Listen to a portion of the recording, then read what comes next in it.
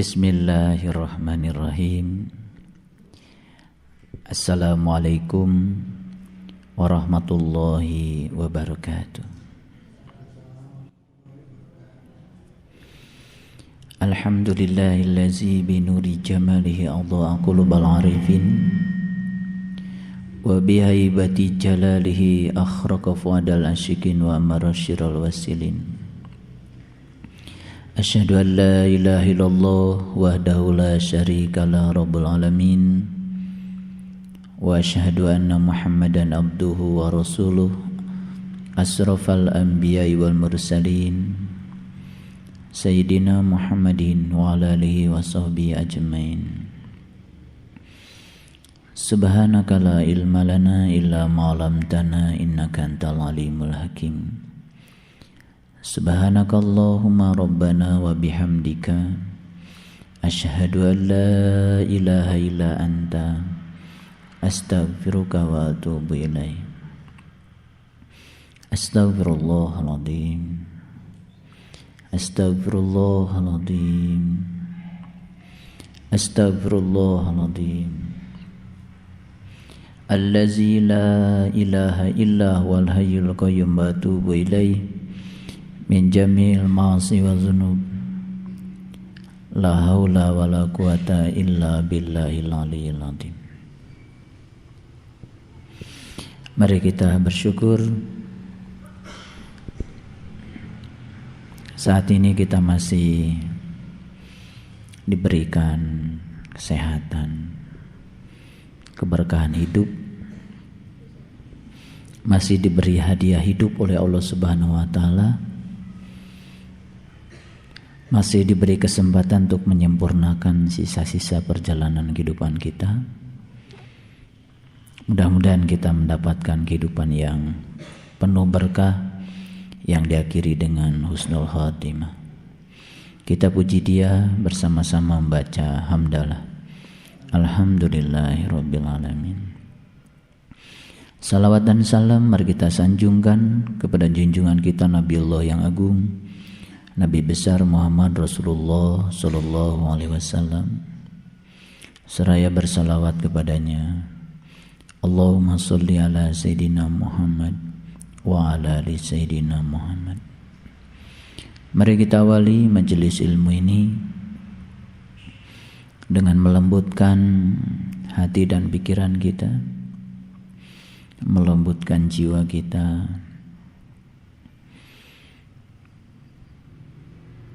memohon kecerdasan kepada Allah Subhanahu wa taala untuk dibukakan pintu pemahaman kita. Kita sapa asma Allah dengan kelembutan dan cinta seraya membaca basmalah. Bismillahirrahmanirrahim.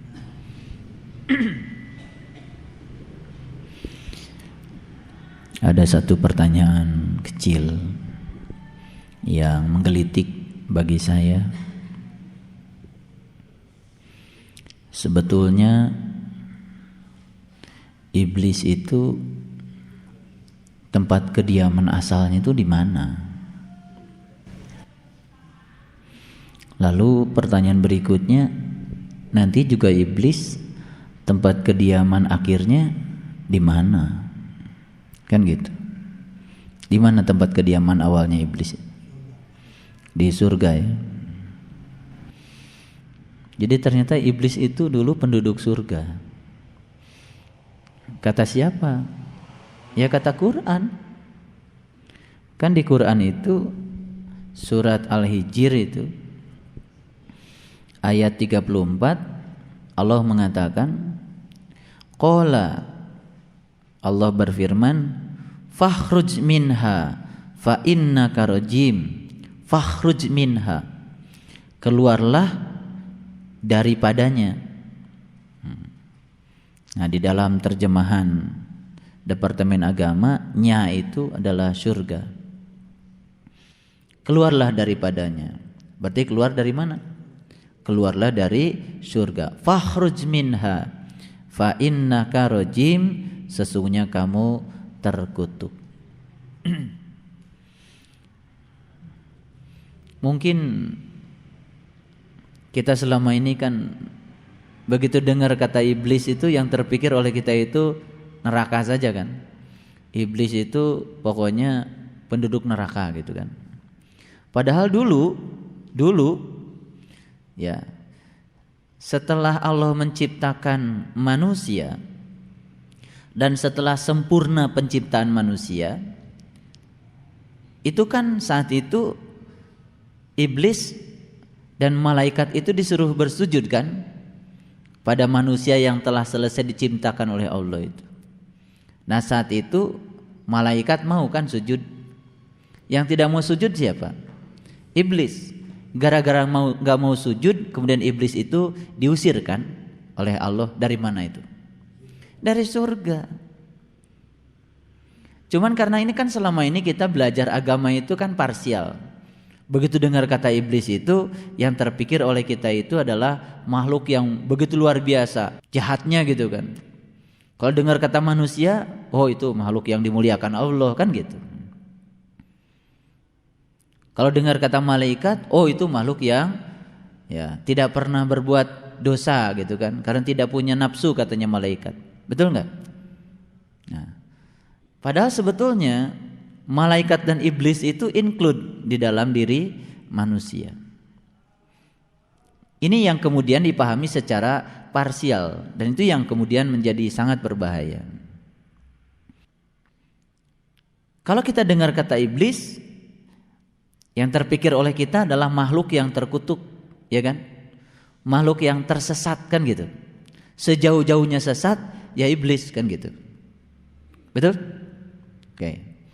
Sekarang saya ingin mengajak kita untuk berpikir jernih, tetapi berpikir berdasarkan Quran.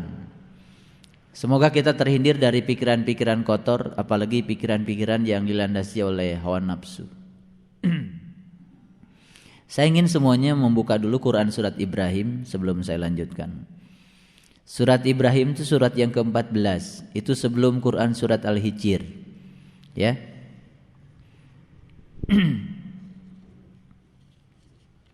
Sudah ketemu? Ya. Tolong dilihat surat Ibrahim ayat yang ketiga. Saya ingin bacakan dari ayat yang kedua, walaupun tekanannya itu ada di ayat yang ketiga. Tolong dibaca dengan jujur membacanya, dengan hati yang ikhlas, yang tulus, supaya kita mendapatkan hidayah. Ayat yang kedua, ya. Lillahillazi lahu ma fis samawati wa ma fil ardh. Allah lah yang memiliki segala apa yang di langit dan di bumi. Jadi yang di langit dan di bumi kepunyaan siapa? Kepunyaan Allah. Kita ada di mana? Ada di bumi kan? Nah kalau yang di langit dan yang di bumi kepunyaan Allah, dan kita ada di bumi, berarti kita juga kepunyaan Allah. Kalau kita juga kepunyaan Allah, lalu pantaskah kita merasa memiliki sesuatu yang ada di bumi ini? Tidak pantas kan? Tapi suka nggak merasa memiliki? Suka. Saking merasa memiliki itulah kita kemudian mencintainya, ya kan? Saking mencintai itulah kita sering menderita, terluka ketika sesuatu yang kita cintai harus pergi dari kita. Betul? Itu yang kemudian disebut sebagai keterikatan. Jadi sebetulnya penyebab utama penderitaan manusia itu ya keterikatan itu. Keterikatan itu sebetulnya bukan keadaan cuek, bukan. Bukan keadaan acuh tak acuh, bukan. Keterikatan itu sebetulnya bisa diartikan kita menjalani hidup dengan serius, mengerjakan apapun dengan serius, tetapi kita tidak pernah memikirkan hasil yang kita kerjakan. Karena keterikatan itu biasanya bukan di proses. Keterikatan itu biasanya adanya di hasil akhir. sehingga sering mengganggu proses ketika kita melakukan pekerjaan. Itu sebabnya saya menafsirkan yang namanya kesuksesan itu bukan pada hasil akhir sebetulnya. Kesuksesan itu sebenarnya terletak pada kualitas proses. Jadi seseorang yang telah melakukan suatu proses dengan prosedur yang benar dan prosesnya itu cukup berkualitas, maka sebetulnya dia telah sukses. Walaupun pada titik akhir tidak mencapai yang dia ingin, tapi kan mencapai yang Allah ingin. Ya kan? Sebenarnya kesuksesan itu bukan sesuatu yang nyata kalau menurut saya. Kesuksesan itu adalah hayalan dan adanya di pikiran. Yang kenyataan itu ya yang diproses itu. Jadi kualitas proses itulah sebetulnya kesuksesan. Makanya saya sering mengatakan tidak usah selalu berorientasi untuk menjadi orang yang berhasil, tetapi berorientasi untuk menjadi orang yang bernilai. Nah, nilai kita itu adanya di proses. Sama seperti kita memandang kehidupan. Ketika orang ditanya berapa deposito Anda, kemudian dia jawab sekian triliun misalkan. Lalu sebagian orang mengatakan, oh Anda sukses karena telah mengumpulkan sejumlah uang yang begitu besar. Tapi ketika dia ditanya, pernahkah Anda berbagi dengan apa yang Anda dapat? Ternyata dia tidak berbagi, terus saja mengumpulkan. Sebetulnya dalam ukuran spiritual dia itu sebenarnya tidak sukses. Justru yang sukses itu yang hari ini tidak punya apa-apa, tetapi akibat apa-apa yang Allah berikan padanya telah dibagi oleh dia. Itu sebetulnya keberhasilan hidup. Karena dia telah menjadikan hidup ini begitu bernilai. Makanya kalau kita lihat para nabi, para suci ya, orang-orang yang telah luhur spiritualnya itu hampir dikabarkan tidak ada orang yang meninggalkan harta yang berlebihan. Tapi yang dia tinggalkan itu adalah nilai-nilai kehidupan yang luar biasa, yang abadi. Orang yang meninggalkan harta yang banyak itu ya 40 hari juga udah habis. Tapi orang yang menghadiahkan nilai-nilai kehidupan, tengoklah Nabi Muhammad gitu ya. Tengoklah, mohon maaf saya mengambil contoh yang lain, Bunda Teresa. Tengoklah misalkan yang lain, ya Mahatma Gandhi misalkan. Bagi saya itu orang-orang yang luar biasa. Beliau telah melahirkan statement-statement yang begitu bernilai. Satu kalimat saja yang diluncurkan oleh orang suci begitu menenangkan ketika kita membacanya atau ketika kita mendapatkan kalimat itu. Bukankah itu merupakan suatu nilai? Dan nilai itu ternyata abadi, tidak pernah hancur ya oleh ruang dan waktu. Itu. Oleh karena itu maka sekarang ini tugas kita adalah bukan mengumpulkan berapa banyak yang kita kumpulkan, tetapi bagaimana kita menciptakan nilai-nilai kehidupan yang nilai itu menjadi abadi bagi diri kita dan juga bagi orang lain. Sehingga hidup kita tidak berorientasi pada berapa banyak yang kita kumpulkan, tetapi berapa banyak yang kita bisa bagikan. Berapa banyak yang membuat kita bahagia? Bukan. Tapi berapa banyak yang bisa membuat orang lain bahagia. Nah, ketika kita mengubah orientasi hidup kita itu, maka kita akan bisa melihat bahwa sesungguhnya nilai kehidupan itu bukan terletak berapa banyak uang dan pemberian Allah yang dibelanjakan untuk membahagiakan diri kita, tetapi berapa banyak yang bisa dibelanjakan untuk membahagiakan orang lain. Bukan berapa kali kita tersenyum, tetapi berapa banyak orang yang bisa disenyumkan dengan tindakan kita. Itu yang dikatakan di dalam hadis, sebaik-baik manusia yang berguna bagi orang lain.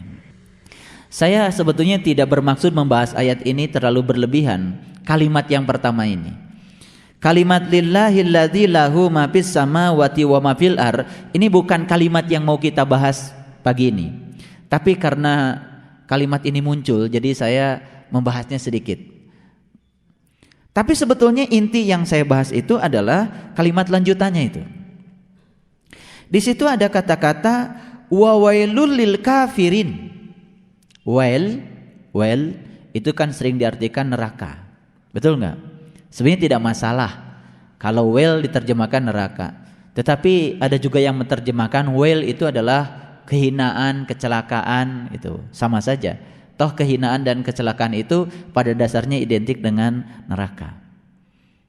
Nah, kalau kata neraka ini diekstrapolasi pada pemahaman yang lebih luas lagi, sebenarnya neraka itu yang selama ini diidentikan dengan nar, dengan api, pada hakikatnya sebenarnya neraka itu ya segala perwujudan yang buruk, segala perwujudan yang tidak menyenangkan, semua penderitaan, kesedihan, penyesalan yang berbau negatif itu sebetulnya bisa berkategori neraka.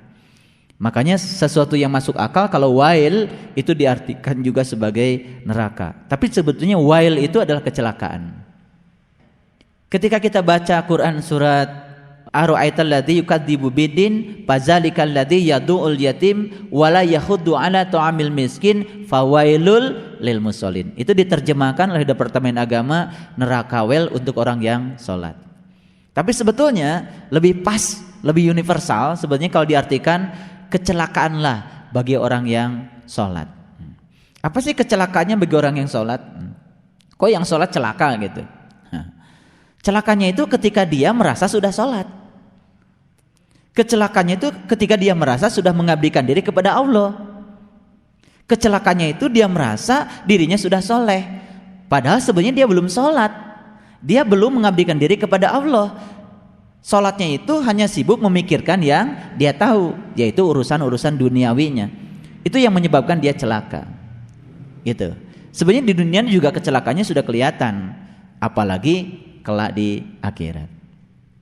Nah, saya lebih pas, lebih senang mengartikan wa wailul lil kafirin, kecelakaan bagi orang-orang yang tertutup. Ya, tertutup penglihatan kolbunya. Kenapa? Ya. Min azabin syadid. Nah, di sini ada kata-kata karena siksaan yang sangat pedih. Nah, biasanya kalau dengar kata-kata siksaan yang sangat pedih, lalu pikiran kita kan neraka. Dan neraka itu katanya nanti kan gitu. Padahal sebetulnya kecelakaan itu sudah ada sekarang. Kecelakaan itu sudah ada sekarang. Yang wujudnya itu adalah penderitaan batin. Penderitaan jiwa. Cuman penderitaan jiwa ini sekarang ini masih ada kompensasinya. Karena dia masih mendapatkan seolah-olah kebahagiaan-kebahagiaan yang non jiwa, yang disebut dengan kebahagiaan dunia, kan gitu. Jadi di pergantian akhir tahun ya, dari tahun 2011 ke 2012 ya, malam itu kan menjadi malam yang sangat luar biasa. Sehingga setiap orang itu merayakannya dengan upacara-upacara yang pada dasarnya sebetulnya tidak menimbulkan nilai. Jadi semua kota kabupaten itu saya dengar menginvestasikan uang ratusan juta untuk melakukan suatu upacara, mengumpulkan masyarakat untuk hiburan di balai-balai kota. Ya, ada karaokean, ada bakar petasan, ada bakar kembang api. Dan itu ternyata jumlahnya itu ratusan juta. Jadi kalau satu kota kabupaten saja kecil-kecilan untuk acara itu 500 juta, itu kecilnya ya, kecilnya. Kalau saya baca di koran itu sampai miliaran. Ya, itu di seluruh Indonesia berapa kota kabupaten yang pada saat yang sama membakar kembang api dan petasan untuk merayakan pergantian tahun, bukan muhasabah, bukan mengevaluasi diri apa yang kita lakukan tahun kemarin, tindakan apa yang kita ciptakan, kita imajinasikan untuk membangun tahun depan menjadi lebih baik. Subhanallah. Jadi kemarin di Jambi dan Padang itu berkumpul jemaah kita, semuanya di situ, dan juga dari berbagai elemen masyarakat. Saya memulai untuk wirid agung itu jam 10 malam. Dan setelah jam 12, begitu pas jam 12 itu pas ketika membaca kalimat la haula wala quwata illa billahil aliyil azim. Saya matikan lampu dan kemudian saya merasakan seperti ada sebuah sensasi yang luar biasa. Di saat di kiri kanan saya mendengar suara petasan dan kembang api yang bergemuruh seantero Sumatera Barat. Kemudian semua kita melantunkan kalimat yang indah, la haula wala quwata illa billahil aliyil azim. Dan kemudian semua sajak muhasabah, dan saat itu semuanya menangis histeris Karena ternyata di saat kita pasrah total kepada Allah, Allah membukakan pintu kolbu kita luar biasa, dan semua orang yang hadir di situ menyaksikan ruangan gelap itu penuh dengan bintang-bintang. Subhanallah. Kalau saya cerita itu merinding ya. Karena itu setelah selesai acara kemudian mereka sharing semuanya dan luar biasa. Ya, saya bilang mudah-mudahan ya wirid kita ini menjadi pasak biar bumi ini tetap beredar stabil di tempatnya di saat semua orang melakukan tindakan-tindakan yang mengurangi kestabilan bumi ini. Dan bumi ini kalau sudah tergelincir dari peredarannya ya itulah ya kehancuran. Jadi siksaan yang sangat pedih ini oleh orang-orang yang tertutup penglihatan batinnya itu tidak terasa. Karena gini logikanya, kita kan menjadi tidak nyaman dan tersiksa ketika lampu PLN mati karena kita sudah kenal lampu PLN nyala. Betul nggak? Jadi kalau tiap hari lampu di rumah kita nyala terus tiba-tiba mati, kan kemudian kita uring-uringan. Betul nggak? Uring-uringan, tidak nyaman. Mau ngecas HP nggak bisa, ya kan? Mau nyalakan microwave nggak bisa, karena selama ini kan kita dimanjakan oleh listrik. Mau nyalakan TV nggak bisa, ya kan? Semua aktivitas di rumah mati. Padahal dulu juga kan kita asalnya tidak bergantung pada listrik. Menjadi tidak nyaman ketika kita mencoba untuk bergantung padanya. Tapi orang-orang yang sampai hari ini tidak mengenal listrik, mereka hidup nyaman-nyaman saja. Kita itu menjadi tidak nyaman karena sudah kenal listrik. Betul nggak? Jadi orang yang belum kenal listrik sebetulnya nyaman-nyaman saja. Nah, siksaan jiwa, siksaan batin, ketika seseorang masuk pada kegelapan yang luar biasa, itu terasa siksaan itu menyesakan saat dimana kita sudah mengenal bagaimana nikmatnya ketika berada di alam yang terang benderang. Betul. Nah, tetapi mereka yang sampai hari ini tidak merasakan nyamannya di alam yang terang benderang, mereka gelap-gelapan tidak masalah. Padahal itu suatu siksaan sebetulnya. Nah, cuman siksaan itu dialihkan dengan kesenangan-kesenangan duniawi yang bisa mereka ciptakan. Bakar kembang api, bakar itu, ya karaokean macam-macam. Saya tidak mengatakan karaokean salah. Tidak. Tetapi kalau misalkan sudah melampaui batas kan jadi ujungnya hura-hura kan gitu. Kemudian ayat berikutnya, tolong diperhatikan ya. Kenapa orang itu mendapatkan siksaan yang pedih? Kenapa orang yang tertutup itu mendapatkan siksaan yang pedih? Kemudian Allah mengatakan, alladzina yastahibbunal hayatud dunya. Penyebab utamanya itu sebenarnya cuma satu, yaitu menyukai. Sebenarnya kalimat yang dipakai itu yastahibbu. Nah, yastahibbu itu sebetulnya mencintai. Ini bukan sekedar menyukai ini, yaitu orang-orang yang lebih mencintai sebetulnya kehidupan dunia daripada kehidupan akhirat, ya. Alladzina yastahibbunal hayatad dunya 'alal akhirah. Gitu. Nah, kalau kita baca kalimat yang berikutnya, wa yasudduna an sabilillah wa yabgunaha iwaja. Nah, yang berikutnya adalah menghalang-halangi jalan Allah dan menginginkan jalan Allah itu bengkok. Dan yang terakhir, ulaika fi dhalalim ba'id, mereka itu berada dalam kesesatan yang jauh. Dolal itu sesat, ba'id itu artinya jauh. Kan gitu.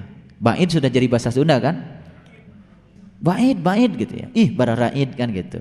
Sudah jadi bahasa Sunda, itu dari bahasa Arab. Bahasa Arab itu ba'id itu artinya jauhnya jauh banget gitu. Nah, sesat saja sudah bahaya, ini sesatnya tuh sejauh-jauhnya sesat. Jadi kalau kira-kira kalau sesat yang dekat tuh kayak gini. Mau ke Miskatul Anwar tapi masih putar-putar di sekitar Bandung. Itu sesat juga sih, cuman mending gitu, udah Bandung. Nah, ini mau ke Miskatul Anwar di Cimahi tapi masih putar-putarnya di ujung Pandang kira-kira. Atau masih putar-putarnya di sana di Afrika misalnya. Ini sudah ba'id ini. ba'id. Saya cuma ingin membedakan sesat yang biasa dengan sesat yang ba'id, sesat yang amat jauh. Nah, sekarang kita takar dulu diri kita. Kita takar diri kita. Ternyata di ayat ini dikatakan orang-orang yang mencintai kehidupan dunia lebih daripada kehidupan akhirat. Satu, itu saja sudah termasuk sesat yang sejauh-jauhnya sesat. Ya kalau kita menakar semuanya, ayat ini diterapkan pada kehidupan kita. Siapa di dunia yang tidak sesat? Kalau sesat itu salah satu cirinya adalah mencintai kehidupan dunia lebih daripada kehidupan akhirat, siapa di dunia yang tidak sesat? Betul nggak? Ini Quran. Salah satu ciri sesat yang sejauh-jauhnya sesat adalah orang yang mencintai kehidupan dunia melampaui kehidupan akhirat. Saking cintanya pada dunia, selama dia mendapatkan kebahagiaan jasmania, siksaan ruhaniyah yang azabin syadid nggak kerasa. Sebetulnya siksaan Allah pada wilayah ruhaniyah itu hanya akan dirasakan oleh orang-orang yang sudah mengenyam kehidupan ruhaniyah itu kayak apa nikmatnya. Ketika tidak mendapatkannya baru dia akan tersiksa. Yang belum mendapatkannya tidak merasa tersiksa. Makanya ya ini bedanya antara orang yang tertutup dengan orang yang terbuka. Nah, apa sih maksudnya saya bahas ayat ini? Kan tadi kita sedang bicara setiap ada kata-kata sesat, apalagi sejauh-jauhnya sesat, neraka, macam-macam, selalu dikaitkan dengan iblis kan? Betul nggak? Nah sekarang saya mau tanya, sebenarnya iblis itu sebenarnya siapa? Dulu pernah di surga kok. Betul nggak? Cuman gara-gara memperkarakan waktu ditanya sama Allah, kenapa kamu nggak mau nyembah Adam? Iblis bilang karena Adam diciptakan dari tanah, sedangkan aku diciptakan dari api. Bagi iblis tanah dan api sesuatu yang berbeda. Menjadi berbeda karena yang dia lihat itu sesuatu yang bersifat lahir. Nah, kenapa manusia membeda-bedakan satu dengan yang lain? Kenapa? Karena dia masih terjebak di wilayah lahir. Lahir itu beda. Merah dengan kuning beda. Betul nggak? Orang yang pakai baju bagus dengan orang yang pakai baju kurang bagus, bagi dia beda. Yang sepatunya lecak dengan sepatunya perlente, bagi dia beda. Yang badannya tinggi dengan yang rendah, bagi dia beda. Yang badannya putih dengan badannya hitam, bagi dia beda. Selama kita masih ada di wilayah yang bersifat jasmania, yang muncul itu adalah kebiasaan membeda-bedakan. Jadi yang suka membeda-bedakan manusia satu dengan yang lainnya, berarti menurut Quran secara hakikatnya dialah sebetulnya iblis. Nah, kita akan bicara iblis lebih dalam lagi. Karena iblis itu kan sebetulnya di kejadian awalnya itu dia terusir dari surga. Kalau terusir dari surga, sekarang iblis ada di mana? Di luar surga. Betul nggak? Di luar surga. Ya kalau mau disebut luar surga itu neraka juga boleh. Betul. Yang jelas kalau dia terusir dari surga, kita pasti dan yakin dia sekarang keluar dari surga. Berarti sedang ada di luar surga. Betul nggak? Nah, di luar surga. Kenapa dia keluar dari surga? Karena dia itu masih membeda-bedakan. Jadi sebetulnya kalau kita pakai ayat ini diekstrapolasi pada kehidupan, siapa saja yang dalam kehidupan masih membeda-bedakan, iblis. Dia sholatnya begitu, saya sholatnya begini. Dia sholatnya pakai kunut, saya tidak. Dia tahlil, saya tidak. Yang sibuk di wilayah gitu. Sebetulnya kalau pakai ayat, hakikatnya ya dia. Ini saya bicara lebih jelas lagi nih. Mau saya jelaskan ayatnya. Jadi kalau kita masih sibuk, dia beda dengan saya, mau mencintai orang lain karena beda agama, masih membeda-bedakan satu dengan yang lain karena aspek-aspek lahir, aspek agama, aspek keyakinan, aspek suku, ya kan? Aspek kulit, ya kan? Aspek budaya, aspek kekayaan, aspek ada tidak ada. Ya dunia seperti ini. Kalau kita melihat, ya itu perbedaan. Ketika seseorang sudah sampai pada suatu titik, di mana di titik itu dia mencapai suatu kearifan, kebiasaan membeda-bedakan itu menjadi hilang. Kalau kita lihat nasi tumpeng, dari awal jalannya beda-beda kan? Karena nasi tumpeng itu kan di bagian bawah diameternya besar, makin kecil diameternya, makin kecil diameternya, makin kecil diameternya, sampai suatu saat tak berdiameter lagi, yang namanya titik di puncaknya. Betul nggak? Orang ada yang lewat jalan sini, ada yang lewat jalan sini, ada yang lewat jalan sini, ada yang lewat jalan sini, jalannya lain-lain, masih di bawah banyak jalan. Maka ketika orang lewat jalan sini, kemudian orang bilang, kamu kok lewat jalan situ, nggak lewat jalan saya? Dia lupa, padahal sebenarnya tujuannya itu titik yang di atas. Betul nggak? Ketika sampai di satu titik, semua jalan itu akan bertemu di situ. Jadi kalau pakai garis ini, garis ini, garis ini, garis ini, garis ini, kalau pakai garis semua akan ketemu di satu titik. Nah, perpotongan dari semua jalan itulah titik. Ketika sampai di titik itu, kemudian kamu ada di sini, kamu ketemu saya, gitu kan? Ya, loh, kok bisa ya? Itu jalannya lain-lain, akhirnya ketemunya di titik yang sama. Jadi sebetulnya kita tidak perlu usil dengan pilihan orang lain. Ya kan? Tidak usah usil, karena apa? Sepanjang mereka juga menuju pada titik yang sama. Titik yang sama itu yang di dalam Quran surat An-Nas dikatakan kul a'udzu birabbin nas. Aku berlindung pada Tuhannya manusia. Ternyata Tuhan lu dengan Tuhan gue sama ya. Kenapa kita dulu berantem? Karena lu dengan gue nyebutnya beda. Karena saat itu lu dan gue belum tahu yang disebut. Betul nggak? Yang ini menyebutnya Allah, yang ini menyebutnya Tuhan Bapa, yang ini menyebutnya Sang Hyang Widiwasa. Beda nggak tulisannya? Beda. Nyebut-nyebutnya beda nggak? Beda. Tapi kalau kita jujur, yang disebut oleh mereka kapan bisa sama? Kalau semua mereka sudah tahu yang disebut, ternyata yang disebut itu cuma satu. Nah sekarang itu menjadi berantem karena apa? Karena kita masih belum tahu bahwa yang disebut itu sebetulnya sama.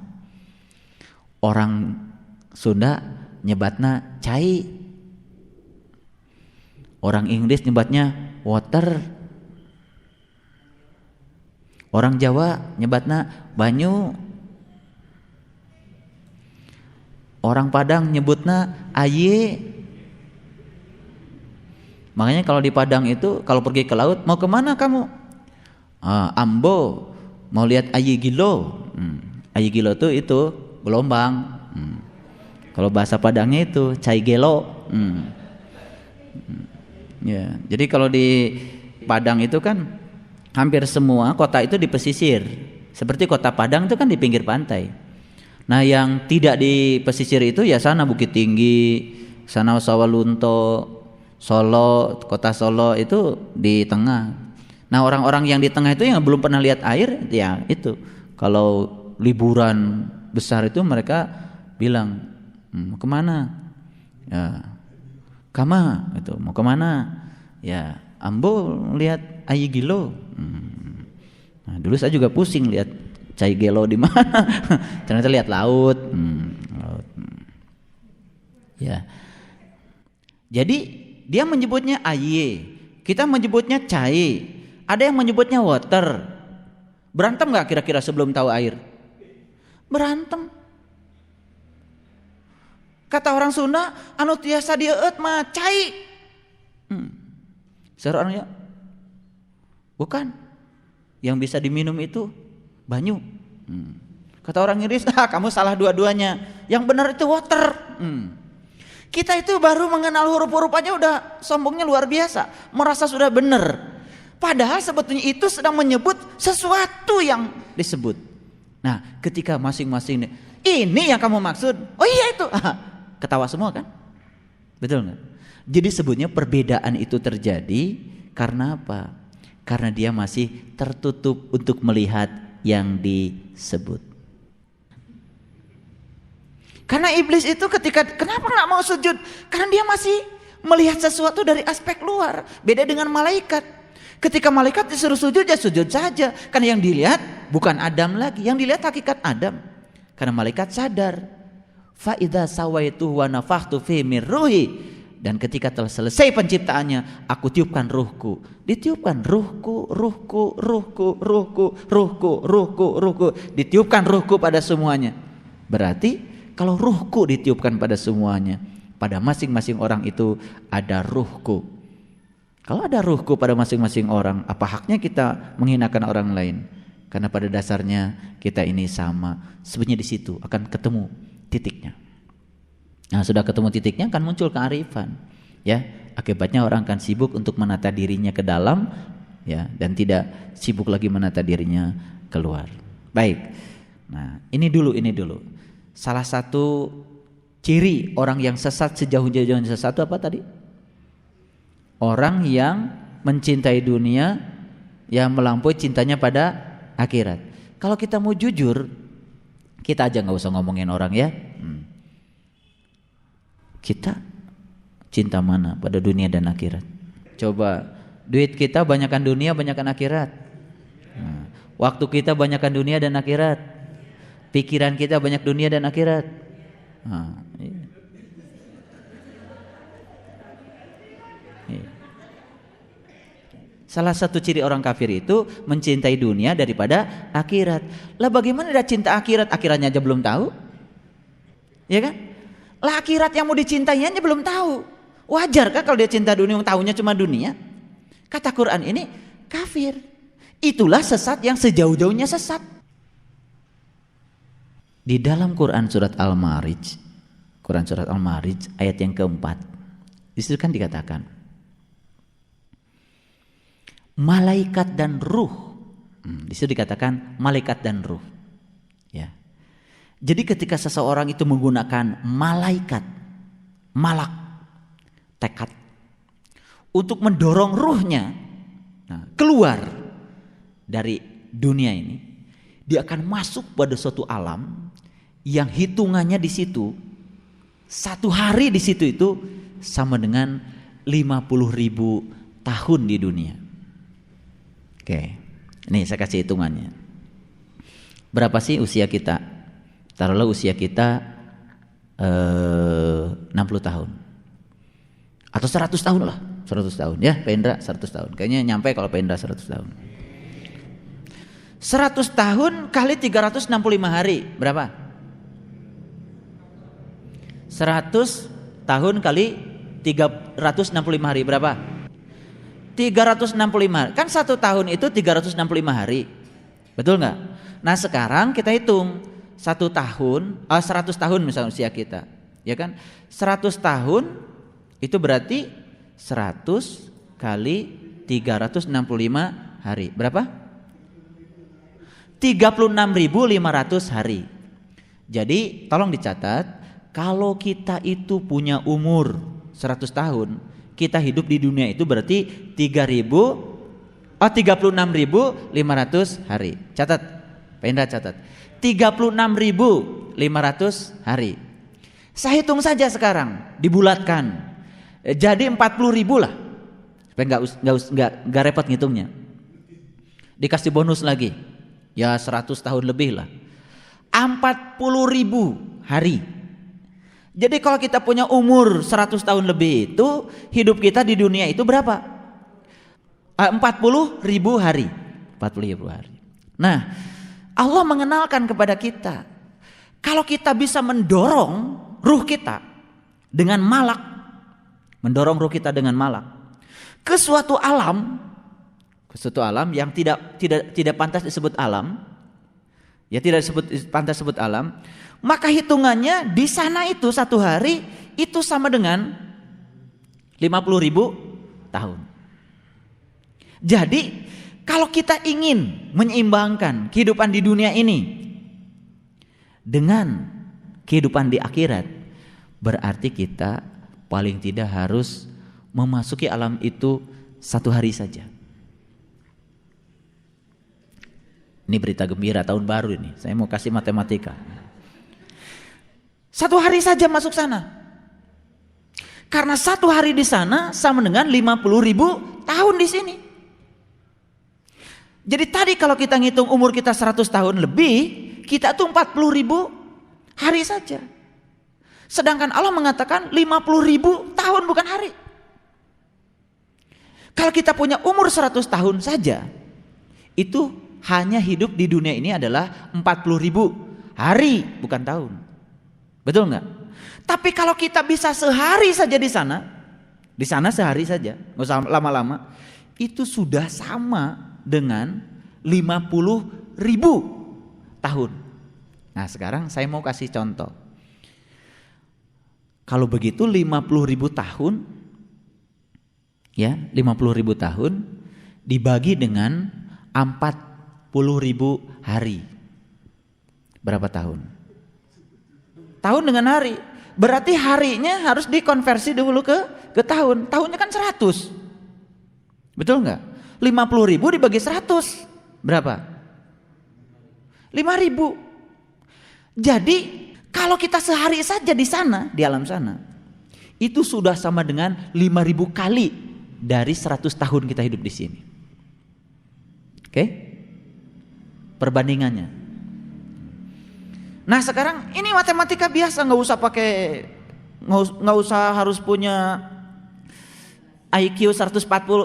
40 aja udah cukup mikirin kayak gini.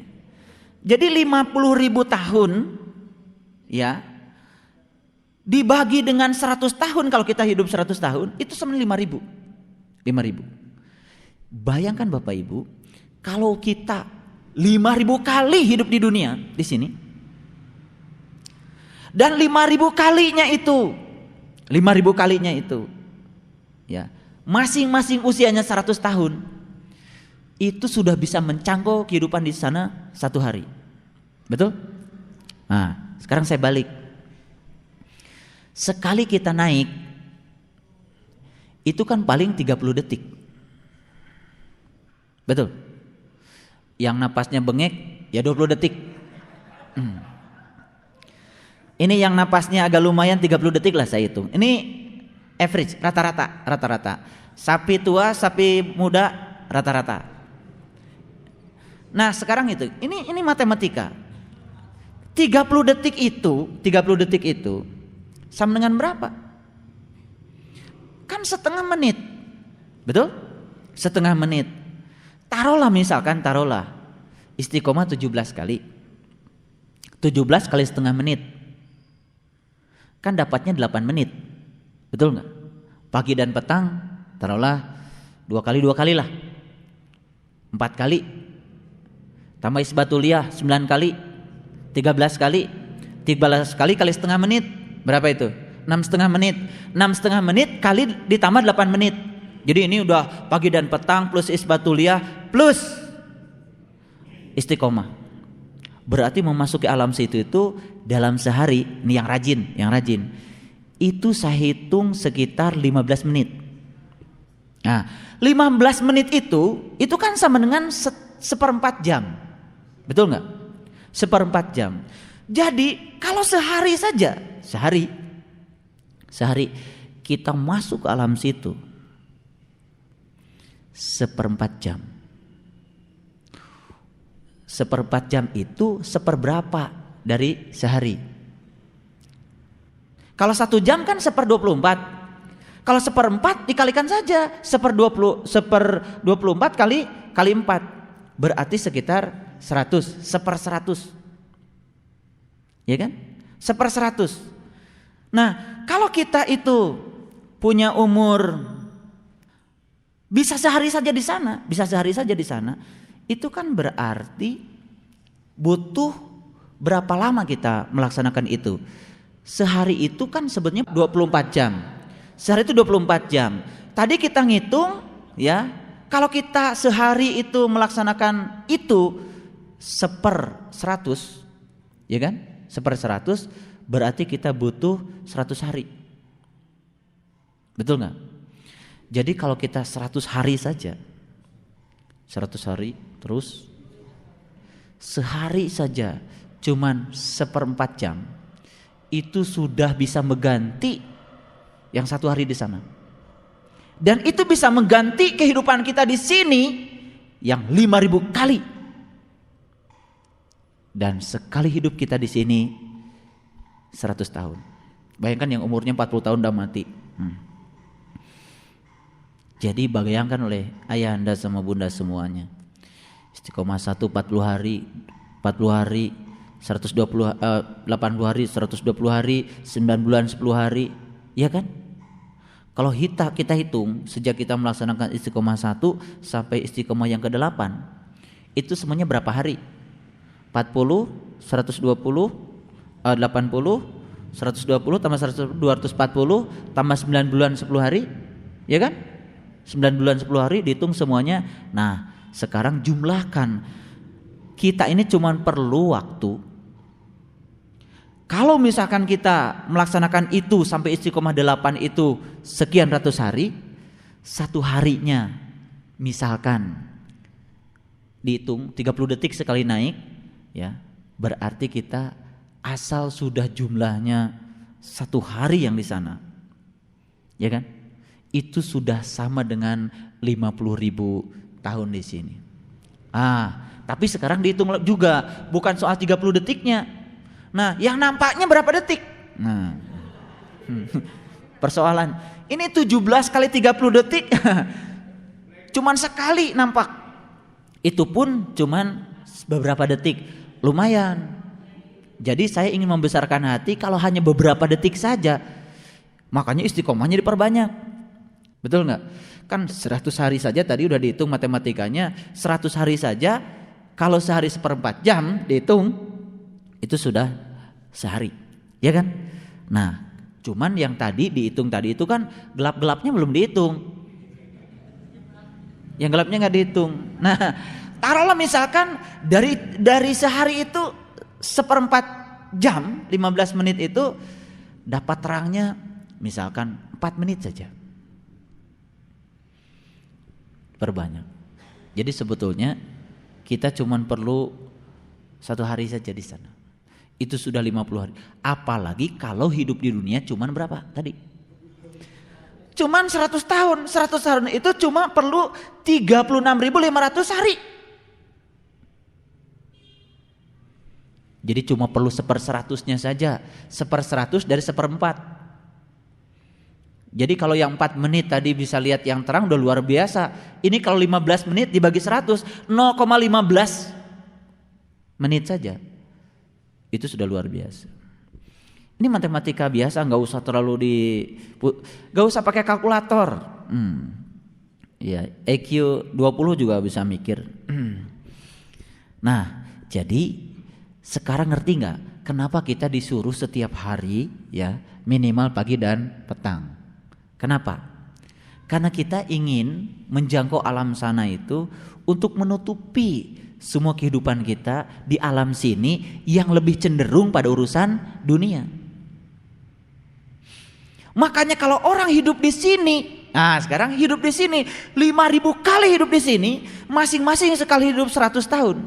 Tapi dia kafir terus. Tidak terbuka sama sekali pada alam sana. Mau ditambah berapa ribu kali dia hidup di sini, tetap saja tidak bisa menjangkau yang 1 hari di sana. Ngerti maksud saya? Itu tujuan saya ngitung tadi. Jadi, ya, kalau dia hidup 5.000 kali di sini, hidup mati, hidup mati, hidup mati, hidup mati, sekali hidup dia 100 tahun, tetapi dia tidak terbuka ke alam sana dan belum pernah mendorong malaikat, menggunakan malaikat untuk mendorong ruhnya memasuki alam sana. Itu sesungguhnya ribuan kali dia terlahir ke alam sini, tidak akan pernah merasakan walaupun cuma 1 hari di alam sana. Luar biasa. Makanya udah dapat ilmu ini, ya Allah. Barusan ada yang nyegat saya di luar, baru pulang haji. Jamaah kita cuman di sini, jarang gabung dengan kita. Ketika selesai di Jabal Uhud, kemudian dia menyaksikan matahari itu berubah menjadi 4, besar-besar, sampai dia menggigil. Saya bilang, makanya jangan pernah sepelekan ilmu ini. Waktu malam itu kemarin kita wirid, ada jemaah teriak sama saya. Setelah itu, Buya, tadi Buya pakai dahsyah, warnanya merah, bagus sekali. Apaan dasi? Saya pakai baju putih. Saya katanya pakai dasi, dari sejak awal saya pakai dasi warnanya merah. Jadi dia nangis lihat dasi saya. Dasi apaan? Emang saya mau ke kampus aja saya nggak pernah pakai dasi, pakai celana jeans saya. Subhanallah. Selesai upacara, selesai wirid, mereka semua bilang semua ruangan itu kok penuh bintang katanya. Subhanallah. Itu memang janji Allah. Fala uqsimu bimawaqi'in nujum wa innahu laqassamu law ta'lamuna adim innahu laqur'anun karim fi kitabim maknun la yamassuhu ilal mutahharun. Bintang-bintang itu tidak akan pernah ditunjukkan kecuali pada mereka-mereka yang suci. Makanya yang bisa melihat suci itu, yang nggak bisa melihat itu kotor. Karena kekotorannya nggak bisa lihat. Ada yang bilang, kok saya nggak lihat ya? Ya itulah, koreksi diri. Ada apa? Berarti ada hijab kan? Orang ditunjukkan sama Allah begitu jelas kok. Dia nggak bisa lihat. Ya. Tapi saya bilang itulah tanda-tanda Allah yang ditunjukkan pada ibu bapak. Jangan pernah ada keraguan. Jadi setelah wirid agung yang belum tawajuh pun kemudian tiba-tiba daftar semuanya pengen ditawajuh. Baru ikut wirid. Luar biasa. Ya. Jadi itu yang pertama. Jadi orang kafir itu salah satu sifatnya apa? Dia mencintai dunia daripada akhirat. Ya. Nah, makanya kecintaan kita kepada dunia ini sekarang ini sedang dikikis dengan cara apa? Kita terus meninggalkan dunia ini, ya. Walaupun cuma beberapa detik kita ada di alam Islam, itu sudah mengalami innadin indallahil Islam. Jadi sebetulnya inadina indallahil Islam itu bukan statement, tapi itu pengalaman. Inadin sesungguhnya intinya alam din. Indallah di sisi Allah adalah kepasrahan. Begitu kita pasrah total sampai kita di alam din, hitungan di alam situ 1 hari sama dengan 50.000 tahun di kehidupan dunia. Makanya kita sering memasuki alam din untuk apa? Untuk menyeimbangkan kehidupan kita yang di dunia ini yang lebih banyak disibukkan oleh kehidupan dunia. Makanya kita berpaling sekali-kali ke sana. Hanya diperlukan sekali-kali saja. Ya. Jadi sangat masuk akal kalau di Quran dikatakan inna fatahna laka. Sesungguhnya aku telah memberikan keterbukaan kepadamu. Fathamu bina, yaitu keterbukaan yang nyata. Liyaghfira lakallah ma taqaddama min dambik wa ma ta'akhir. Maka aku ampuni dosamu yang telah lalu dan dosamu yang akan datang. Dosa yang lalu diampuni, dosa yang akan datang juga diampuni. Karena apa? Paling lama hidup di dunia 100 tahun. Yang 100 tahun itu hanya bisa dicapai dengan beberapa detik saja di alam sana. Asal kita pernah masuk ke alam sana. Kalau Eyang Guru Ki Ageng Neti Prana mengatakan, kamu sekali saja masuk alam sana cukup.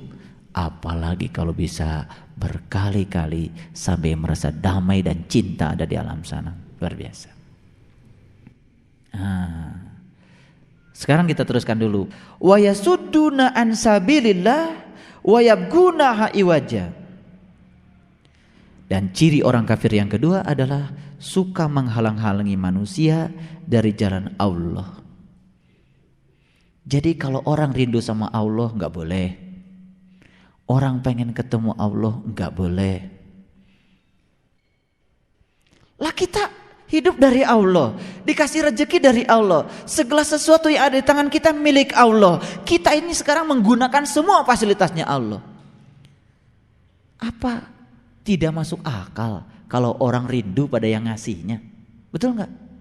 Justru kalau Allah mengatakan orang-orang yang gak rindu kepada Allah, tidak mau jumpa dengan Allah, pantas kalau Allah bilang dolalam ba'id, itulah sesat-sesat yang sejauh-jauhnya sesat. Mending kalau dia cuma gak mau ketemu, ini menghalang-halangi orang lain untuk ketemu, itu dosanya sudah luar biasa. Ini Quran. Ini Quran.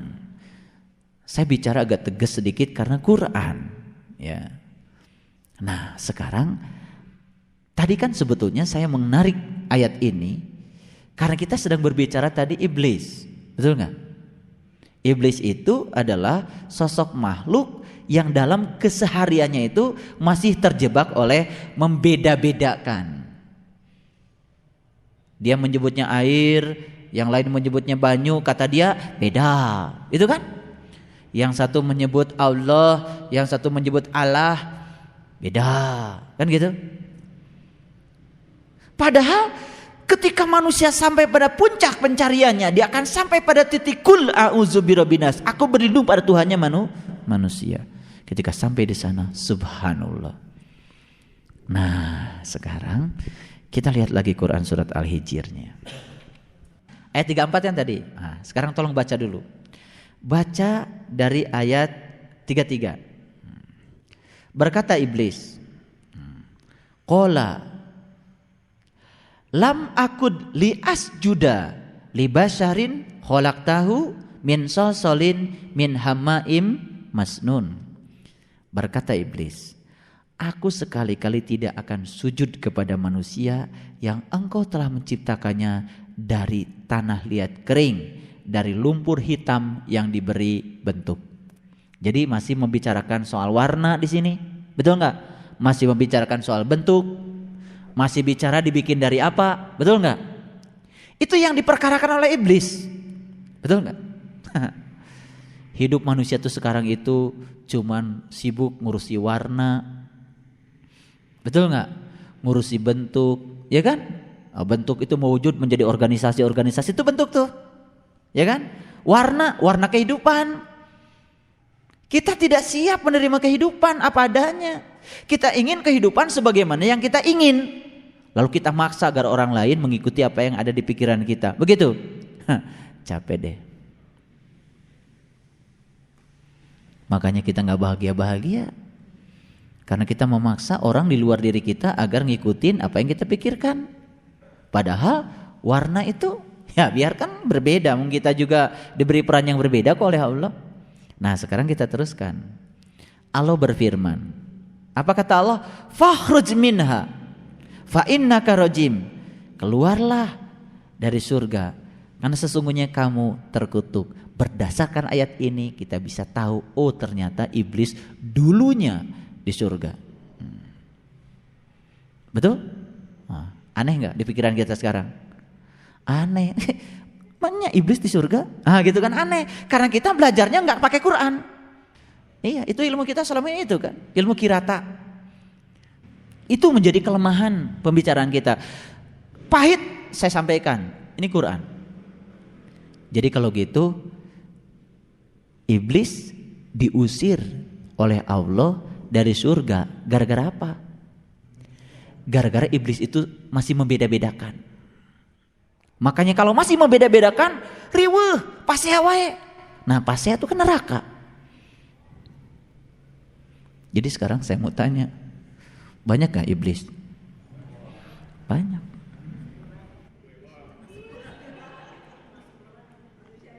Nah, sekarang saya tanya kenapa orang benci pada orang lain? Karena dia anggap orang lain beda dengan dirinya. Dia habis gak taat sama saya. Dia gak mau masuk kelompok saya. Gak ngaji sama saya.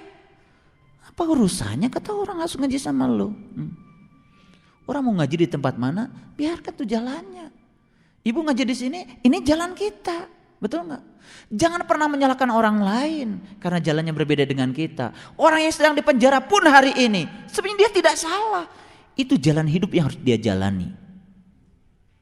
Bagian dari proses kehidupan yang harus dia jalani. Ya biarkan saja. Tidak ada yang salah dalam kehidupan. Tidak ada yang salah dalam kehidupan. Tidak yang patut karena apa? Semua masa lalu seburuk apapun itu yang akan mengantarkan kita menjadi kita yang hari ini. Ada yang bilang sama saya, Bapak, ini daerah ini Pak, ini daerah yang menyakitkan saya. Kenapa Bapak? Saya dulu pernah jadi petani Pak di sini. Saya bangkrut. Terus sekarang kenapa? Alhamdulillah Pak. Saya setelah jualan yang ini nih sekarang, bisnis saya luar biasa. Saya bilang, Bapak tuh bisa jualan itu karena pernah bangkrut jadi petani. Kalau Bapak tidak bangkrut jadi petani, nggak mungkin Bapak jadi jualan itu. Betul nggak? Allah menutup satu pintu dan membuka pintu lain bagi Bapak. Jangan pernah ratapi masa lalu kegagalan. Tidak ada kegagalan sebetulnya. Sepanjang Bapak bisa mengambil hikmah dan ilmu dari kegagalan Bapak, itu kesuksesan. Kita itu tidak bisa mengendalikan kehidupan.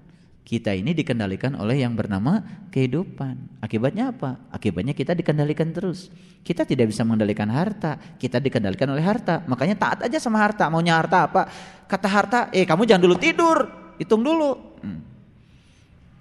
Jamnya istiqomah masih ngitung kan? Itu. Ya nurut aja sama dia. Karena kita sudah berserah diri pada dia. Sesat sejauh-jauhnya sesat itu. Nah, sekarang pertanyaan saya yang berikutnya. Sebelum saya lanjutkan pertanyaan saya, ibu bapak yakin kalau iblis dulunya ada di surga? Kata siapa? Kata Quran, jangan kata Pak Saiful. Kalau ada orang, masa? Ya Allah.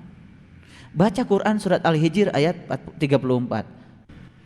Saya dulu juga suka melontarkan kalimat-kalimat yang kalimat Quran. Saya kan pernah tanya seorang kiai ketika bertemu di Jawa, Pak Yai, kalau bunuh diri menurut Quran bagus nggak? Nggak boleh itu. Pasti begitu. Padahal belum pernah baca Qurannya. Lah di Quran surat Al-Baqarah dibilang, bunuhlah dirimu. Hal itu lebih baik di sisi Tuhanmu. Ya kan? Iya.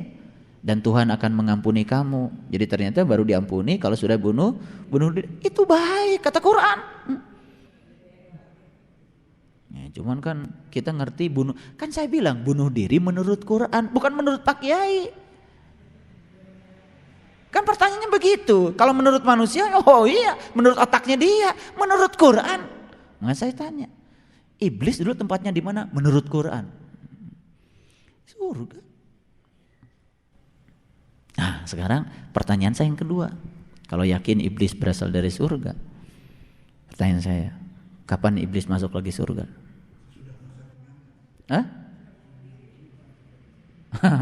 Pakai Quran lagi. Nah, kata Quran kan di sini dikatakan, ya. Apa kata Quran? Wa inna alaika la'nata ila yaumiddin. Dan sesungguhnya kutukan itu tetap menimpamu sampai datangnya yaumiddin. Iya, yaumiddin nih. Diterjemahkan hari kiamat nggak apa-apa, tapi kiamat bukan hancur, kiam itu bangkit. Sampai iblis itu bangkit dari kematian ruhaniahnya. Betul nggak? Oh, kalau gitu iblis bisa tawajuh, bisa.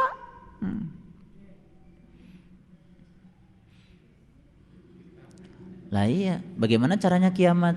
Kiamat itu kan dihancurkan nih alam semestanya, betul nggak? Diratakan, dimatikan. Lah supaya bisa meratakan, bisa menghancurkan alam semestanya ini, gimana caranya? Kan dia harus tahu ilmunya. Kan orang yang hancur itu, orang yang mati itu tidak mendengar, tidak melihat, tidak mendapat, tidak bicara. Gimana kalau nggak diajarin sama guru? Ya kan?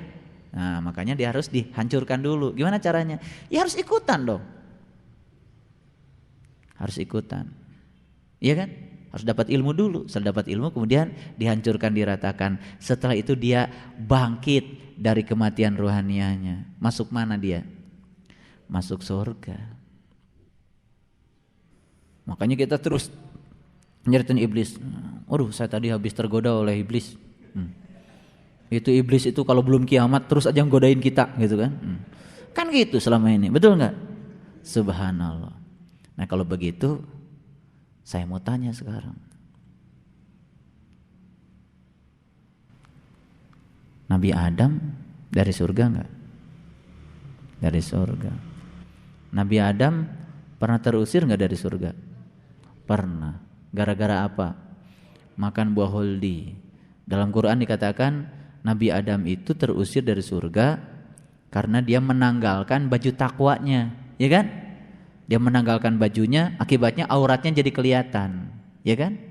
Gitu. Ketika seseorang itu menanggalkan baju takwanya, maka auratnya jadi kelihatan. Ketika seseorang itu sudah tidak dibajui dengan baju takwa lagi, yang muncul itu adalah kebencian, kejelekan, itu kan?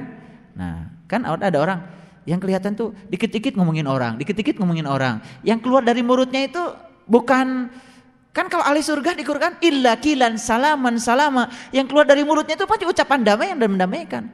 Ini mencemooh, menjatuhkan, menjelekan. Sebenarnya dia sedang tinggal di mana? Di neraka. Saya mau tanya sekarang, kenapa dia kelihatan auratnya? Karena dia tidak menggunakan baju takwa. Kalau orang yang selalu pakai baju takwa, nggak berani. Mau ngomongnya udah istighfar. Kenapa? Langsung dipakai lagi baju takwanya. Karena takut kelihatan auratnya. Memangnya kalau orang sedang ngomongin orang lain, mencemooh orang lain, menghina orang lain, apa dia menjadi terhormat? Tidak, dia sedang menghinakan dirinya sendiri.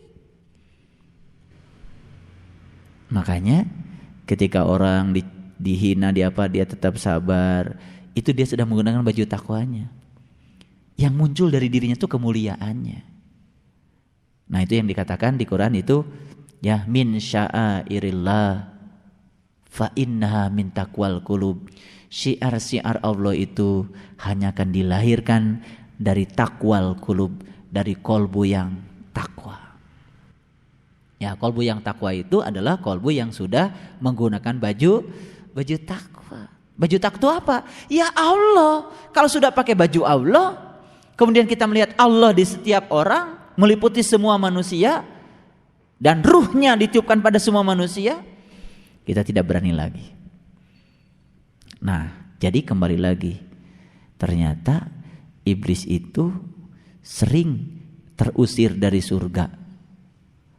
Tapi iblis juga masih punya kesempatan masuk ke dalam surga. Betul? Asal dia mau mengkiamatkan dirinya. Nah, kalau begitu siapa iblis itu? Baru jelas dari tadi ngomongin iblis, dikiranya yang diomongin ya orang sana itu.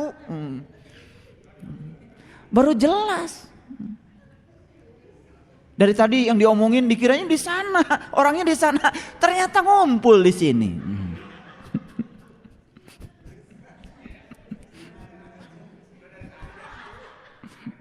Ya nggak apa-apa, saya udah ngaku dari tadi.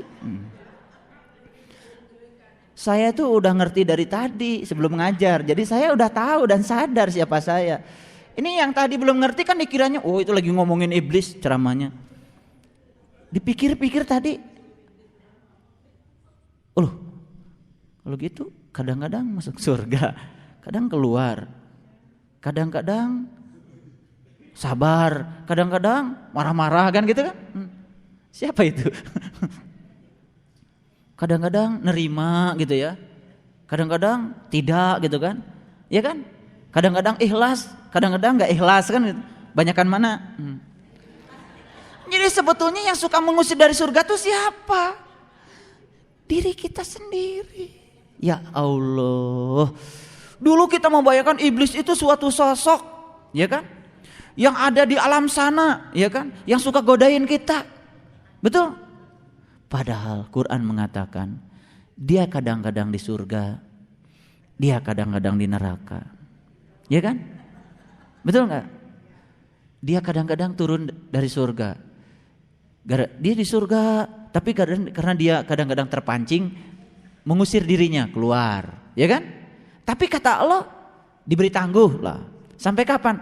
Sampai hari berbangkit. Kalau kamu mau berbangkit, mengkiamatkan dirimu, masuk lagi. Nah makanya hanya beberapa detik saja masuk surga, keluar lagi. Nah masa sering sekali masuk surga walaupun cuma beberapa detik, masa baunya surga tidak mewarnai kehidupan kita? Nah itu sebabnya sering masuk ke sana itu, warna sana itu lama kelamaan akan mewarnai kita. Makanya saya perhatikan orang-orang yang sering masuk ke sana, dia menarik sifat-sifat surga dan itu dijelmakan dalam dirinya sehingga dia sekarang menampilkan surga di dalam kehidupannya. damai, tenang, masalah banyak tapi biasa, ya kan? Sehat, sakit, biasa, tetap bisa senyum di segala keadaan. Surga nggak itu? Surga.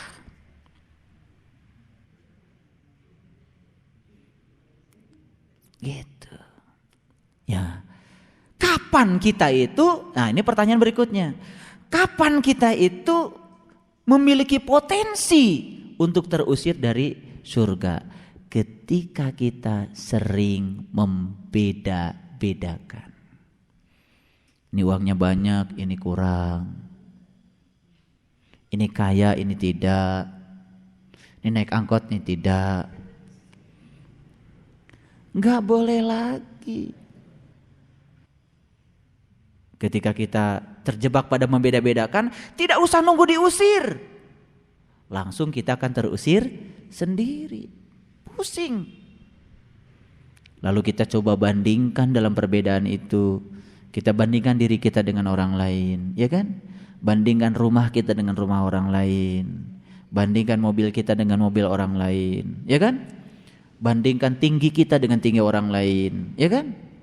Begitu lihat orang tinggi, duh, saya jadi rendah hati karena saya pendek. Ah udah, langsung beli alat yang di TV itu yang bisa memanjangkan itu kan, langsung tidur langsung panjang gitu kan. Alat apa itu namanya? Ya, pokoknya beli alat itu buru-buru. Kenapa? Stres gara-gara tingginya kurang ideal kan gitu. Jadi akhirnya hidup itu terus mikirin tinggi badan, mikirin berat badan. Kapan mau berserah diri sama Allah? Betul nggak? Udahlah sekarang terima saja kehidupan ini apa adanya. Kalau masih bisa dilangsingkan, langsingkan, nggak apa-apa. Kalau mau bisa ditinggikan, tinggikan. Tapi jangan terikat pada hasil. Ya kan? Fitness untuk tinggi badan, fitness jangan, fitness untuk sehat aja supaya istiqomahnya lancar gitu kan. Oh, kok saya udah ini Pak tapi tetap perut saya nggak apa-apa. Emangnya kenapa sih Pak Indra aja perutnya kayak gitu? Nggak apa-apa, sehat-sehat saja. Jadi nggak usah. Nah kita ini kan, nah kenapa? Karena kita itu sering ya terjebak pada tadi kecintaan pada urusan-urusan yang bersifat materi, bersifat fisik. Akibatnya kita pusing sendiri, kita menjebak diri kita sendiri. Jadi kesimpulannya dari tadi kita bicara iblis. Terus kita mengerucut secara induktif sampai akhirnya kita mendapatkan kesimpulan, oh ternyata iblis itu tidak jauh ya, pada ngumpul juga di sini. Nah, akhirnya kita sadar selama ini kita baca Quran itu kan tidak kontekstual, terlalu ngawang-ngawung, ya kan? Dongeng tentang malaikat dan iblis itu sujud pada Adam itu semua orang udah tahu. Tetapi kontekstualnya, implementasinya apa? Betul nggak? Jadi sebetulnya kita itu sekarang sedang membuat agar penglihatan kita yang terhalang oleh aspek-aspek lahir ini tembus sehingga masuk pada yang dibalik lahir. Begitu tembus ke sana, maka kita tidak melihat lahir lagi. Yang melihat itu adalah tembusannya. Itulah Quran mengatakan, inna akramakum indallahi atqakum. Sesungguhnya orang yang paling mulia di sisi Allah adalah orang yang bertakwa. Gitu. Jadi akhirnya kita melihat, oh ternyata derajat manusia itu tidak bergantung pada aspek lahirnya, tapi pada aspek ketakwaannya. Makanya di dalam Quran juga dikatakan darah dan daging tidak akan mencapai Allah. Yang mencapai Allah adalah takwa. Takwa lagi, kan begitu. Makanya kita pun akan menjadi manusia yang mensyiarkan Allah kalau kita sudah memulai kehidupan kita dengan min taqwal qulub, dengan kolbu yang takwa. Jadi kesimpulan dari pengajian kita hari ini, ya kita memahami diri kita lebih dalam lagi. Ternyata Allah begitu luar biasa mengatakan, ya wa ja'alna lakum fiha ma'ayisha. Ternyata segala sesuatu ada di dalam dirimu. Nah kalau segala sesuatu ada dalam diri kita, berarti kita sekarang tinggal menggali, ya kan?